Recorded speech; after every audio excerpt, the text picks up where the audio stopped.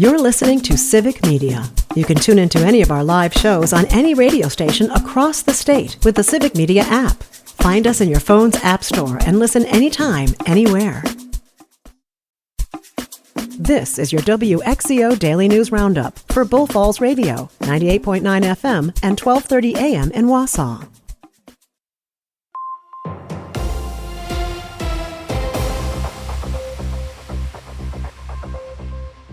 For WXCO News, I'm Brittany Merlot. Power outages across northeast Wisconsin over the weekend reached over 65,000 customers. Freezing rain and ice weighed down trees, causing branches to sag, snap, and break, falling onto cars, power lines, and more. At night, heavy snow added up and winds whipped, adding to the number of outages across the area. Ice accumulations reached up to a half an inch in places like Portage, Shawano, Oconto, Forest, and Crawford counties. But the freezing rain and ice stretched far, from Wisconsin Rapids to the UP of Michigan, where reports of a quarter of an inch were seen widespread. And in Marathon County, about 9% of us lost power over the weekend, leaving well over 4,500 of us without lights. Most of them were WPS and Alliant customers, and as of this morning, still around 4,000 are without power. Crews say they're working hard to restore service as fast as possible. And law enforcement report that several trees fell onto roads in Taylor County, too, all from the ice building up on them. And in Bonduelle, new batting cages and fences came crashing down from the ice. There was also a car crash yesterday causing a death in Iron County. It happened on US 51 in the town of Mercer. An Audi A4 was traveling south when he lost control and rolled into the ditch. The 29-year-old male was ejected from the car and pronounced dead on the scene. The Wisconsin State Patrol is still investigating, and one other person was also injured. And the Hodag Dome in Rhinelander came crashing down over the weekend. With no power to keep it inflated, it tore as it deflated to the ground. This not only hosts many sports tournaments, but was also where Rhinelander was supposed to go vote tomorrow. So the city held an emergency meeting yesterday to discuss options of where to relocate voting to. And a power line itself even came crashing down over Highway 64 in Merrill. It closed it down in both directions for about an hour in the afternoon on Sunday. There was also a crash in Neilsville late afternoon on Sunday that closed 73 down. And more bad weather with the wintry mix is headed our way on Wednesday. And rivers are also rapidly rising. Oak Island Park and DC Everest Park flooded over the weekend as the Wisconsin River crested 3 feet above its banks. And that led up to 2 feet of water surrounding an apartment in the Oak Island Park area and water by the bar in DC Everest Park. And there was also up to 2 feet of water approaching homes along the Big Rib River, west of Wausau along Sherman Road. And there was also flooding in lowland areas downstream of Rib Falls towards Marathon City. And the Eau Claire River was also up, covering trails and causing some erosion. And down in Stevens Point, mainly low-lying woodland areas were flooded. The Wisconsin River rose there too, up 2 feet from its banks, and had water approaching homes on Park Drive west of Plover. And all of this was caused by the recent snow rapidly melting, reaching the river basin, and then added rain on top of that, causing the perfect storm for it to overflow.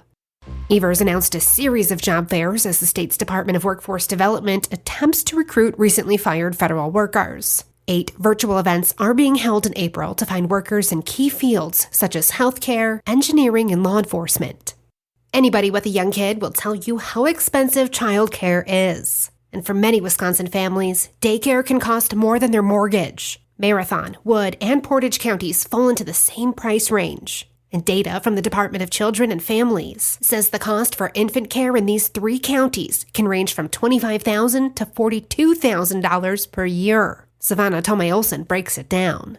The entire industry is struggling with low profits, staff shortages, and low wages. The pandemic created even more challenges, and that's why the state government started Child Care Counts. It's a subsidy that's been given to more than 4,000 child care providers statewide. The goal is to keep providers afloat amid those low profits, which allows especially low-income families to be able to afford care, and it also allows for higher staff pay. According to data from DCF, Wisconsin daycare teachers make between $23,000 and $32,000 a year, but they should be making $35,000 to $65,000. The Child Care Count subsidies were cut in half in 2023, and now the entire program expires this summer.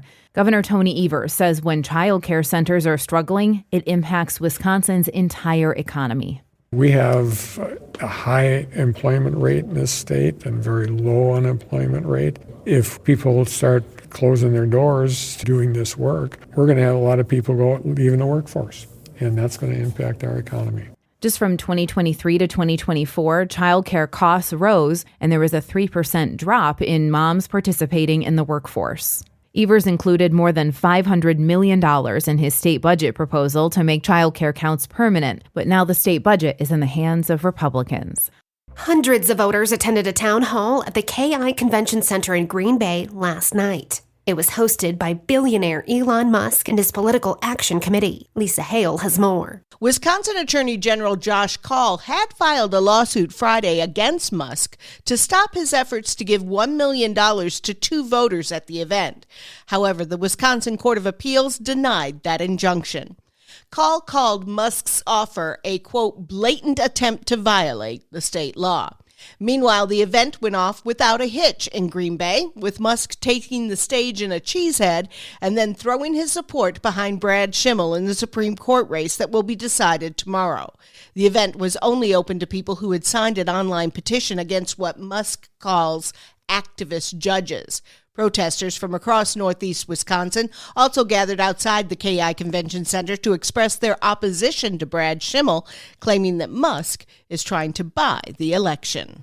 And a recent study by CloudWords found that Wisconsin students have one of the lowest levels of interest in using artificial intelligence cheating tools of any state in the country. Experts say Wisconsin school environments that promote critical thinking could be discouraging students from using AI tools. And the Wisconsin River is still flooding. A flood warning is in effect as it sits about 1 foot over its banks. The Rib River is also in a flood warning and remains 3 feet higher than normal, flooding in low-lying areas. Remember to turn around, don't drown. Never drive through floodwater, because over a half of all flood-related drownings happen when a vehicle is driven into that water. The next highest death statistic related to drowning in floodwaters is people walking into or near flooded areas. It's so easy to underestimate the force and power of water. I'm Brittany Merlot for WXCO.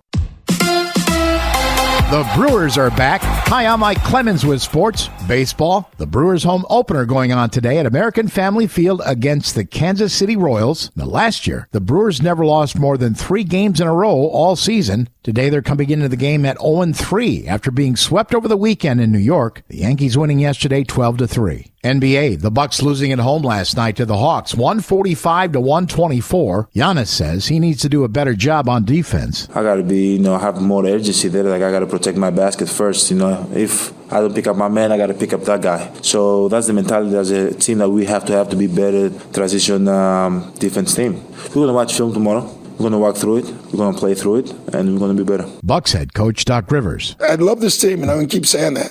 I don't love how we're playing right now. And we have to get it back.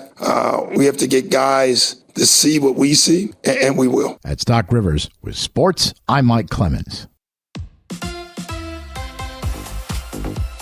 On your entertainment beat, I'm Pete Schwaba. Corey Feldman has had a rough ride since childhood stardom. The Goonies actor recently appeared on Billy Corgan's The Magnificent Others podcast and claimed he was supposed to have Leonardo DiCaprio's role in What's Eating Gilbert Grape. But Johnny Depp told the producers he was a junkie. Feldman has admitted to having a heroin problem after he was sexually abused as a child, but said at the time of the Gilbert Grape incident, he was completely sober. Ouch.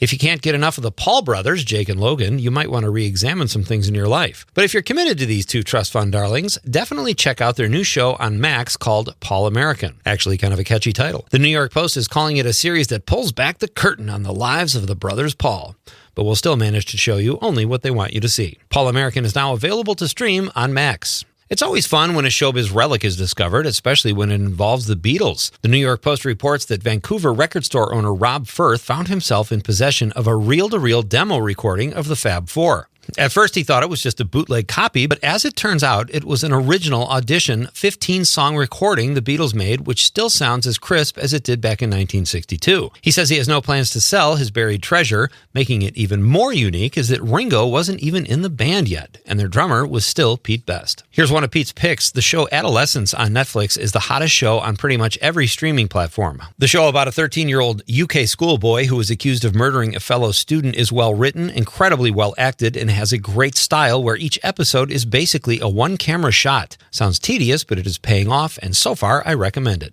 Bill Murray had some interesting things to say last Tuesday on The Howard Stern Show. The actor said he regretted turning down a role offered to him by Clint Eastwood. Later in the interview, Murray said he was surprised he didn't win the Academy Award for Lost in Translation in 2004 because he had won all the other awards that year and expected to win the Oscar. Murray won the Golden Globe, the BAFTA, and the Independent Spirit Award, but it was Sean Penn who took home Best Actor for Mystic River at the 76th Annual Oscars. I'm a Sean Penn fan, but thought Murray should have won too. Murray was brilliant in the role in which he portrayed an aging movie actor. Lost in Translation was also nominated for Best Director, Best Picture, and Best Screenplay. Sofia Coppola, who directed the film, did take home the Oscar for Best Screenplay. If you haven't seen Lost in Translation, check it out. For more showbiz fun, tune into Nightlight with me, Pete Schwaba, weeknights from 6 to 8 p.m. on the Civic Media Radio Network. We get a little bit of a break today before our next system brings more rain, a little freezing rain, some snow late tomorrow night through much of Wednesday. Today, sunshine, 37 this afternoon. Tonight, clear in the upper teens tomorrow. Increasing clouds with a high of 38. I'm meteorologist Sean Cable. Currently, it's 26. That's your WXCO Daily News Roundup from Civic Media. Subscribe to this podcast on Spotify, Apple, or wherever you find your podcasts. Find more news at bullfallsradio.com. The national news cycle never stops, but it can be hard to find news about your local community. Civic Media is dedicated to providing quality local and state news coverage across Wisconsin. With the Civic Media app, you can get notifications about local stories that matter to you and your community. Find the free Civic Media app in your phone's app store and choose notifications from the menu to tell us what kind of news you want to hear about.